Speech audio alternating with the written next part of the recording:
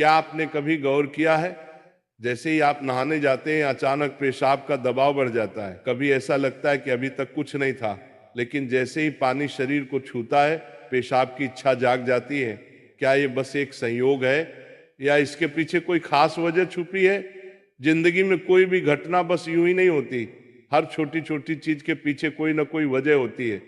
अब सवाल ये उठता है कि नहाते वक्त हमें पेशाब क्यों आती है? क्या ये हमारे शरीर की कोई कमजोरी है? क्या ये किसी बीमारी का संकेत है, या फिर ये दिमाग और शरीर के बीच गहरे रिश्ते की तरफ इशारा करता है? बस सोचो, अगर ये सिर्फ शरीर का एक सामान्य काम होता तो हर कोई इसे इतना गहराई से क्यों महसूस करता? नहाना सिर्फ साफ सफाई का मामला नहीं है। नहाना एक ऐसा प्रक्रिया है जिसमें शरीर, दिमाग और आपकी पूरी चेतना जुड़ी होती है। पानी, जिसे सबसे पवित्र तत्व माना जाता है, सिर्फ आपके शरीर को नहीं धोता बल्कि आपके अंदर जमा थकान, तनाव और दबाव को भी धो देता है। और जैसे जैसे शरीर हल्का हो जाता है उसका दबाव पेशाब के रूप में बाहर निकलता है।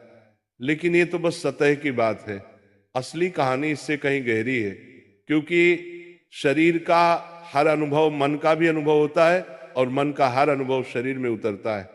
तो जब आप नहाते हैं ये सिर्फ एक जैविक प्रक्रिया नहीं है, ये आपके मन और शरीर के बीच एक बातचीत है। अब सोचो, जब पानी तुम्हारे शरीर को छूता है तो क्या होता है? तुम्हारी त्वचा के हर रोम छिद्र में हलचल मच जाती है, तंत्र का तंत्र सक्रिय हो जाता है। ठंडक या गर्म पानी का एहसास दिमाग को ये बताता है कि शरीर को कुछ छोड़ने की जरूरत है, और उसका पहला तरीका पेशाब करना होता है। लेकिन ये पूरी सच्चाई नहीं है, क्योंकि अगर ये सिर्फ ठंडे पानी का असर होता तो फिर जब हम गर्म पानी से नहाते हैं तो ये क्यों होता? अगर ये सिर्फ मूत्राशय की वजह से होता तो नहाने से पहले ये क्यों नहीं होता, और पानी गिरते ही अचानक क्यों होता है? यही वो राज्य है जो लोगों को हैरान कर देता है। जैसे ही आप नहाना शुरू करते हैं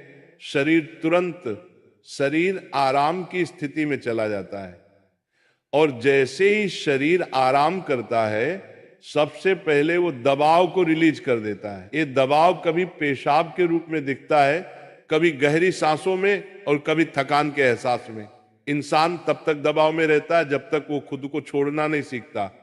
नहाना, पानी में डूबना, ये सब काम इसलिए अच्छे लगते हैं क्योंकि ये आपके अंदर के बोझ को हटा देते हैं। बस याद करो कि कभी गर्मी में जब तुम ठंडे पानी से नहाने बैठते हो तो पहला छींटा ही पूरा शरीर एक झटका महसूस करता है। उस झटके में शरीर कुछ देर के लिए नियंत्रण खो बैठता है, और नियंत्रण खोने से इच्छा पैदा होती है। अब आप सोचेंगे कि क्या ये हर किसी के साथ होता है? हाँ, लगभग हर किसी ने कभी ना कभी इसे महसूस किया होता है। लेकिन फर्क ये है कि कुछ लोग इसे सामान्य समझकर भूल जाते हैं और कुछ इसके पीछे छुपे राज की तलाश शुरू कर देते हैं। और जो तलाश शुरू करता है वो जिंदगी के असली ज्ञान के करीब पहुंच जाता है। क्योंकि यहाँ एक नाजुक बात छुपी है। पानी और पेशाब दोनों एक ही तत्व से बने होते हैं। जब पानी बाहर से शरीर को छूता है तो शरीर के अंदर पानी का तत्व भी प्रतिक्रिया करता है। यही प्रकृति का संतुलन है, ये एक अनुनाद है। शरीर और प्रकृति के बीच रिश्ता आईने जैसा होता है। जो कुछ बाहर होता है वो अंदर भी परिलक्षित होता है। तो जब बाहर का पानी तुम्हारे शरीर से मिलता है तो अंदर का पानी यानी पेशाब भी बाहर आने को बेचैन हो जाता है। लेकिन अब सवाल उठता है, क्या ये सिर्फ पानी और मूत्राशय की बात है या इसके पीछे कुछ और भी है? क्या ये किसी कमजोरी का संकेत है? क्या ये किसी बीमारी का शुरुआती लक्षण है, या बस मन और शरीर के बीच की एक बातचीत है? यहीं से हमारी यात्रा शुरू होती है, शरीर के विज्ञान से लेकर आध्यात्मिक दृष्टि तक। क्योंकि अगर हम इसे बिना समझे सामान्य कहकर नजरअंदाज कर देंगे तो हम जीवन के एक बहुत बड़े संकेत को खो देंगे। तो चलिए अब इस रहस्य को और गहराई से समझते हैं। हर बार जब तुम कुछ छोड़ते हो, कुछ रिहा करते हो, तो वो तुम्हारे बोझ से आजादी देता है। लेकिन ध्यान रखना, ये सफर आसान नहीं होगा, क्योंकि जो दिखता है वो सच नहीं होता, और जो नहीं दिखता वो गहरा सच होता है। लेकिन सवाल यह है कि ऐसा क्यों होता है कि कुछ लोग इसे ज्यादा महसूस करते हैं और कुछ कम? यहां मनोविज्ञान की भूमिका आती है। मनोविज्ञान कहता है कि हमारा मन और शरीर गहराई से जुड़े होते हैं। जैसे ही मन आराम करता है शरीर भी रिलीज होना चाहता है। इसे कैथारसिस कहते हैं। सोचो, जब तुम रोते हो तो कैसा महसूस करते हो? पहले तो भारीपन होता है, लेकिन रोने के बाद हल्कापन महसूस होता है। बिल्कुल ऐसा ही होता है, पेशाब आने में भी ऐसा होता है। ये एक तरह की साफ सफाई है, और नहाना भी ऐसी ही एक प्रक्रिया है जो आराम और तरोताजगी दोनों को जगाती है। इंसान लगातार दबावों के नीचे रहता है, तनाव, इच्छाएं, डर, गुस्सा, चाहते सब अंदर जमा रहते हैं। जब आप नहाते हैं तो पानी सिर्फ शरीर को नहीं धोता, ये आपके दबावों को भी पिघलाता है। और जैसे ही दबाव कम होता है, शरीर से छोटे छोटे रिहाई के संकेत पहले निकलते हैं। मतलब पेशाब आने की इच्छा सिर्फ जैविक नहीं है, बल्कि मनोवैज्ञानिक भी है। ये इस बात की निशानी है कि जैसे ही आप आराम में, शरीर राहत चाहता है। पानी सिर्फ शरीर को साफ नहीं करता, ये आपके अवचेतन तक पहुंचता है, क्योंकि पानी का अस्तित्व बहुत गहरा है। आप मां के गर्भ में पानी से घिरे हुए पैदा हुए थे। आपके पहले अनुभव पानी से जुड़े होते हैं। इसलिए जब भी पानी आपको छूता है, आपका अवचेतन सक्रिय हो जाता है। इसीलिए नहाना इतना सुखद लगता है। इसीलिए पानी में डूबना, किसी झील या समुंदर के किनारे बैठना इतना आरामदायक होता है।